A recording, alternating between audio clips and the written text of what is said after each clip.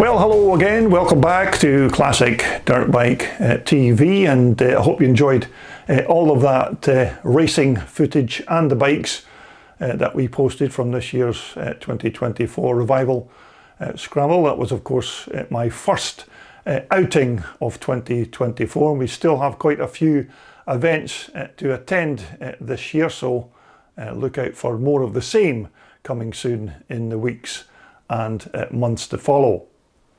So right now we're going to take a look at actually a bike that we came across during my paddock walkabout at the recent Revival Scramble. Now this particular bike here is of course not a fully original example of one of these bikes, but nevertheless it's a little beauty and certainly worth a look here on my channel. So let's dive straight into that video and take a look at Ken Muir's fantastic YZ490 Twinshock Yamaha. Okay, so this rather tidy looking YZ490 Yamaha Twinshocker is another one of the quite nice bikes that I came across during my paddock walkabout at the recent Kendal Classic Revival Scramble. And this bike here, at the time that I took these pictures, was owned and raced by Ken Muir. Now, as you can gather, this featured YZ490 isn't your average monoshock bike. This one here had a little bit of surgery to swap it from its original single shock rear end to a twin shock configuration so that it can be used at classic and twin shock race events, because naturally to race in that particular class, the bike has to have drum brakes on the front and at the rear, and also an air-cooled engine, and of course those all-important twin shocks at the back.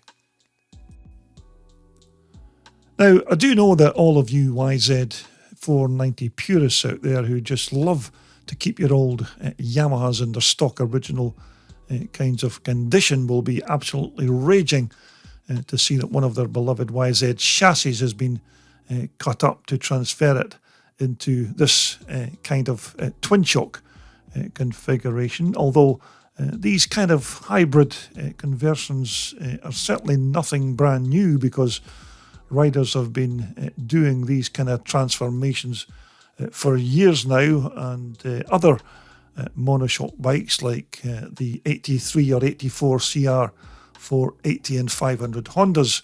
are another example of these kind of swaps, just to make them eligible for twin shock racing. And usually it's just a case of rejigging the back end of the bike chassis to enable it to take two twin shocks rather than the single monoshock in the middle of the swing arm. But generally when these swaps are done, they normally use the design and measurements taken from the 1981 Michael 490 Mega 2, mainly because that particular bike is still regarded as one of the best handling twin shock racers ever made. So the story of this particular hybrid racer is that this bike was built by Gary Sr., and Gary engineered its conversion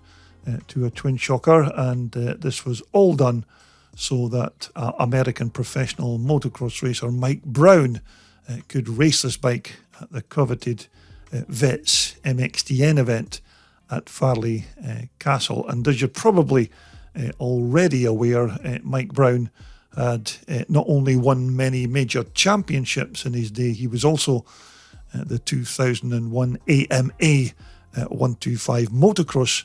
national champion in that year.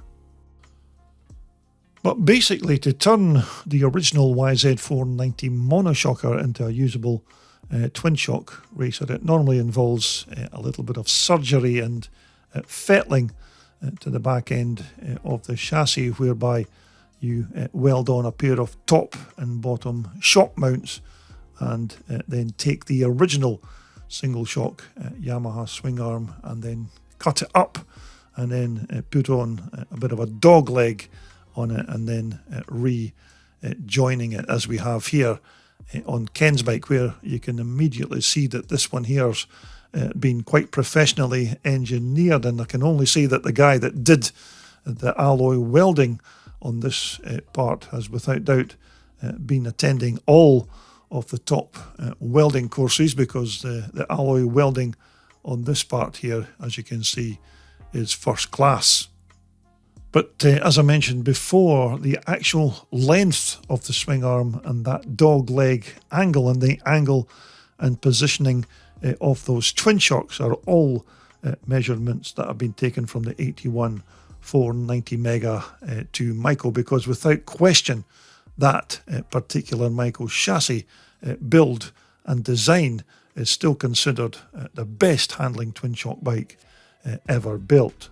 But as you can see, the bike's builder, Gary Sr., has certainly put together a cracking looking. So when it came to providing an engine to power this Mark Brown YZ, a stock original 490 motor was then sent over to Tom Morgan in the USA, so that Tom could do some internal work and tuning on the engine. And some of the improvements that Tom did on this motor was to fit a brand new liner in the barrel, and then do some gas flowing around the inlet and exhaust ports, probably just to open them up to let that little bit more fuel and air in, and of course to let the exhaust gases out much quicker as well. But it's also said that there was quite a lot of work done on the cylinder head, but what exactly that actually involved I was never told. But I'm guessing that more work would have been carried out to the bottom end of the engine with regards the clutch and transmission. But again, no details were actually supplied to me about these parts on the day. But to keep the YZ490 engine fed with its fuel, it looks like a quite sizable Mikuni carbs being bolted onto this engine, probably because of the other upgrades to the motor, where it will swallow that little bit more fuel than it would normally do in its stock standard trim. And there's also been a quite nice handmade alloy airbox built for this bike as well, which is another nice touch. And this part here will replace the original plastic item that would have been fitted to the YZ490 bike in the 1980s. But again, more trick parts on this ignition side of the engine with this CNC machined alloy ignition cover, which again replaces the bike's original part. But this again has been very well made and complements the rest of the parts that are bolted onto the engine. And once again, our Ken Muir bike has its Yamaha YEIS Boost bottle, or Yamaha Energy Induction System, if you want to give it its full title. But as you're probably aware, this was supposedly a fuel-air mixture storage device that stored a quantity of fuel and air mixture, and when you snapped the throttle open on the YZ490 motor, this allegedly then fed the motor with a large quantity of mixture to give the engine an initial boost in power. But many people still look upon this EIS boost system as just another Yamaha gimmick to try and improve their sales figures, because in reality this part here did very little to increase initial throttle response. More custom made parts here with this quality JSV expansion chamber made specifically to fit around the YZ's chassis and engine. But these Belgian made JSV pipes are certainly top of the range, and JSV manufacture exhaust systems for all manner of racing vehicles, including cars and quad bikes, and of course all kinds of off-road motorcycles as well, which they've been doing very successfully since they were first established way back in 2014. And here at the back end of the bike, it's another alloy pipe to complement that JSV expansion chamber at the front, but there's certainly nothing cheap about the parts on this Mike Brown racer. Everything is top notch and of the very highest quality. But I have to say that overall these YZ490 engines were quite decent power plant, and this was an engine that replaced the much better YZ465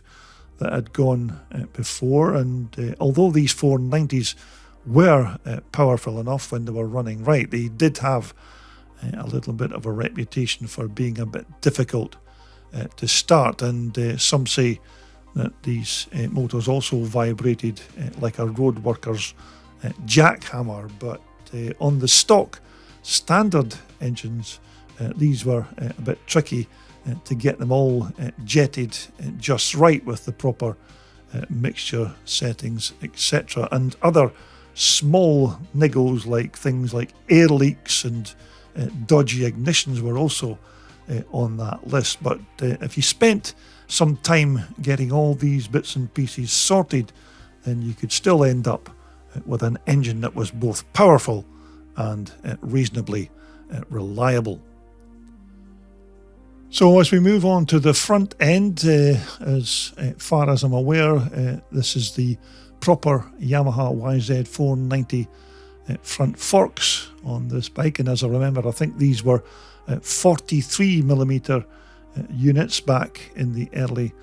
1980s, which I think had about 11 inches of travel here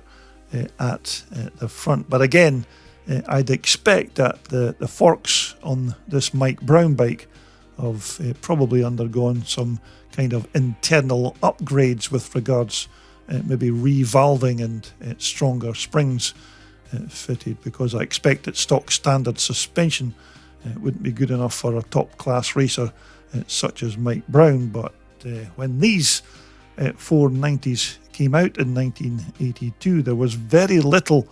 that you could do with regards the fork adjustment, but you could improve them by experimenting with maybe heavier or lighter oils, or just add or remove air through the Schrader valves at the top of each fork leg. And also here at the top end of the bike, to complement those front Yamaha forks, it's a replacement pair of CNC machined alloy triple clamps or yokes have been added to this bike. So these are yet more nice trick parts to make our racer more bespoke and unique when it eventually takes to the track. And while we're still here at the front end of the bike, you can see that we have the stock standard old school drum brake system, which is naturally one of the requirements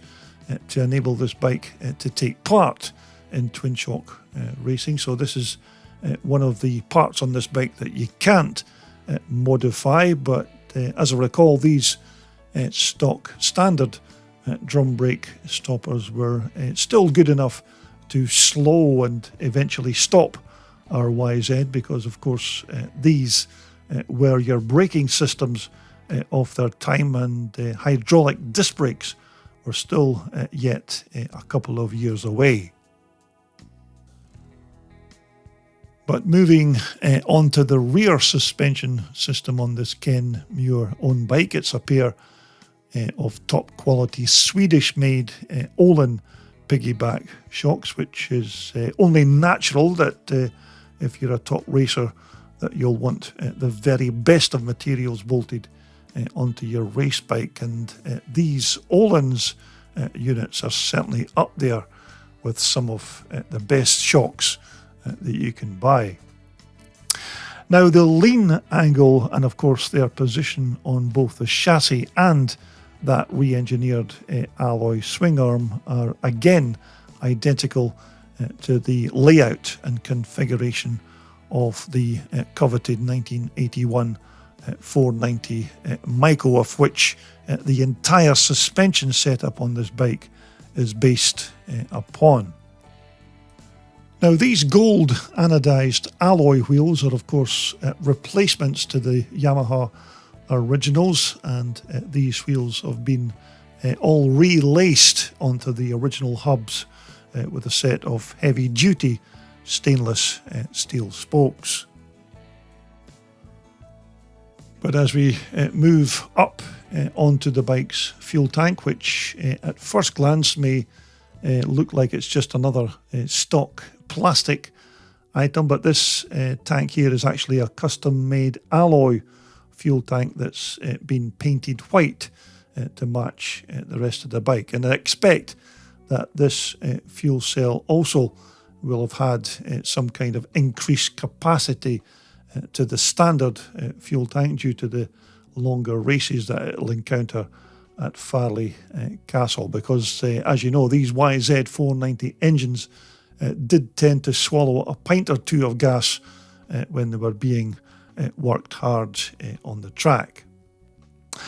Now, as in all of the other big name racers that take part at Farleigh Castle, you can see that this tank's been finished off by adding Mike Brown's name on it, and also a nice American flag there, just to add a little bit of personalisation and individuality to the overall machine. And here once more on the bike's seat, the YZ's current owner and rider, Ken Muir's, added his own personal touch to this bike by having this custom-made seat cover all decked out with his own name to fit in with the rest of the red and white livery of the YZ. But Ken's also opted to have the seat cover with one of those gripper surfaces here on the top, which actually does help to stop the rider slipping around on the bike when you're in a race situation. So as we move on to the pilot seat of our Ken Muir Mark Brown racer, you can see that we have a pair of modern style rental handlebars there with the usual foam bar pad in the middle of the crossbar. Now, the alloy levers and their subsequent lever covers are once again modern style pro taper items that, as you can see, also have their alloy screw adjusters there as well.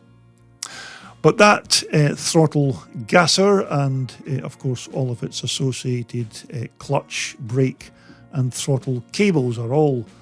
modern replacements for what would have been the 1980s Yamaha originals. And just for some super safety, we've also got this little engine kill switch button here on the left that you can press in an emergency should the rider encounter any kind of mechanical issues with that YZ Yamaha engine. Now, when you take a look at these side panels that are fitted on this bike, I'm almost certain that these aren't the original Yamaha parts, and my guess is that these are pattern micro plastics just to try and fit in with the imitation micro rear end that's fitted onto this bike. But these plastic parts still give the bike a slightly different kind of look to your stock standard YZ of the early 1980s. But Yamaha original or not, this is still quite a good looking motorcycle, even although in a previous life it was a much more modern Evolution monoshock racer that's been doctored for use as an old school Twinshock bike. And as I said earlier, the YZ490 Yamaha purists out there might be just turning around and shaking their heads in disbelief and dismay about what's now happened to one of their beloved YZ chassis. But nowadays, this kind of evolution back to Twinshock swap is very common, and you only have to attend one of the bigger Twinshock race events around the country where you'll almost certainly come across a few examples of these kind of bikes, with the 1983 CR480 Honda being one of the most popular choices. But exactly how Mike Brown actually got on with this bike at Farleigh Castle, I don't know, because I was never told on the day, but I do expect that he would have done well enough to feature in the top end of the results at the end of the day, as many of those big American names do when they come over to race at the world famous track at Farleigh Castle. But for me, personally speaking, this is a very well engineered and immaculately put together bike with some very nice trick parts on it, and of course that tuned up YZ490 engine as well. And who knows, maybe if I was about 40 years younger and had the skill set and the young bravado, then I'd certainly like to take this particular YZ Twinshocker for a few laps around any track, let alone Farleigh Castle. So there you have it. That's another nice looking Twinshocker, an old YZ490 Yamaha that's been converted to be used as a Twinshock race bike, and I'm sure that all you Yamaha 490 purists out there will be grinding their teeth at the very prospect of chopping up that bike to make it into a Twinshocker. But for me personally, I think it's all been very well done and tastefully constructed. But of course, we will be back here on my channel with more racing and more of these old school race bikes. But once again, thanks for watching and taking the time to tune in to my channel. So from all of us here at CDB TV, it's goodbye for now.